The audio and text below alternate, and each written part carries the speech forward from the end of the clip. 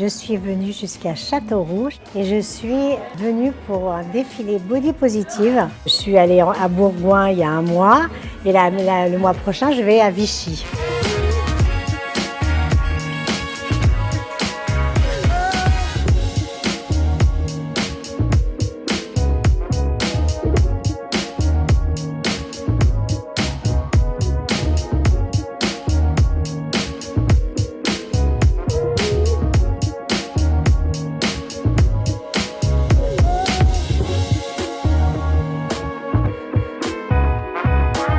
Oui, bien sûr, je suis payée.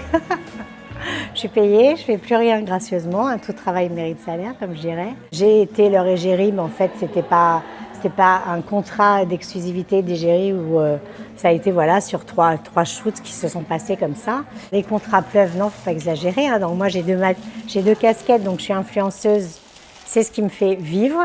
Et mannequin, bon ben voilà, mannequin, ça. Je ne fais pas des shootings toutes les semaines, je ne suis pas demandée par toutes les marques. Malheureusement, elles n'ont pas encore compris qu'on était en 2022 et qu'il fallait casser les codes. Je pense qu'il y a une mode actuellement dans laquelle certaines marques s'engouffrent. Et là, je sens qu'on revient, que les marques reviennent un peu à leurs premières amours, je dirais.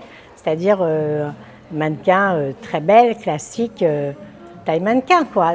Je suis un peu embêtée en fait, parce que je me dis, est-ce que c'est pas juste un coup de marketing comme ça, quoi. C'est votre première fois à toutes.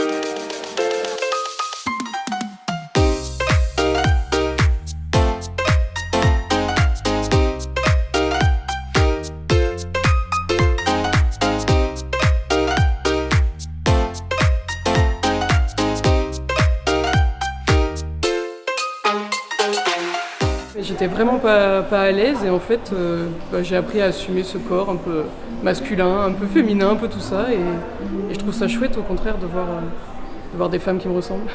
Alors il y a toujours une appréhension au moment de passer au défilé. Ça me donne surtout l'impression de ne pas être toute seule et d'avoir un corps qui finalement passe très bien avec les autres. Il faut prôner la différence, on est belle telle qu'on est et on a beau être mince, plus corpulente, avec des formes, justement c'est ce qui fait de nous qu'on est unique.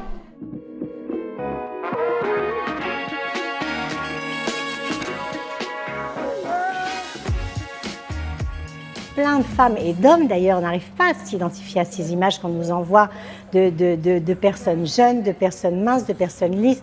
C'est pas ça la vie, regardez autour de vous, tout le monde ne fait pas un 34-36. Mais il faut aussi que les gens acceptent. Moi j'ai eu des réflexions de personnes qui disaient « Ah non mais moi j'irai jamais chez Darjeeling par exemple parce que cette nana que je vois avec ses bourrelets qui a 72 ans, ses cheveux blancs, elle me fait pas envie, quoi. Et j'ai pas envie, j'arrive pas à m'identifier à travers cette femme. Si les marques n'insistent pas d'une façon régulière avec des personnes différentes, mais toujours dans cette même mouvance, bah, les gens oublient, on sait très bien.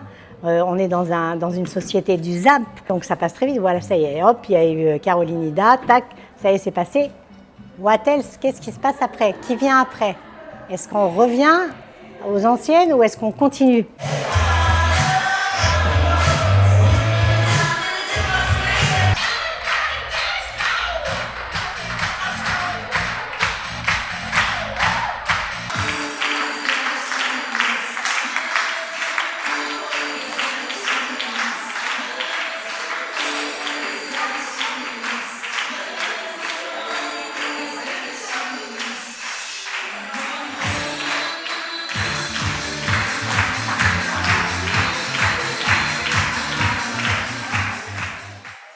Aujourd'hui, je viens parce qu'on me l'a demandé, mais je viens aussi parce que c'est quelque chose qui va dans la suite de mon combat et de mon engagement par rapport à l'invisibilisation par la société des femmes de plus de 50 ans, le body positive. On se rend compte que ça peut nous aller. Il y a des personnes, je suis sûre, qui n'oseraient peut-être pas porter certaines choses et en les voyant défiler comme ça, se disent pourquoi pas moi. C'est beaucoup plus joli que dans une boutique parce que là on avait quand même la lumière extérieure donc je trouve ça vraiment chouette et puis du coup c'est mis en valeur par le corps donc on peut se projeter plus facilement sur un cintre à plat plat.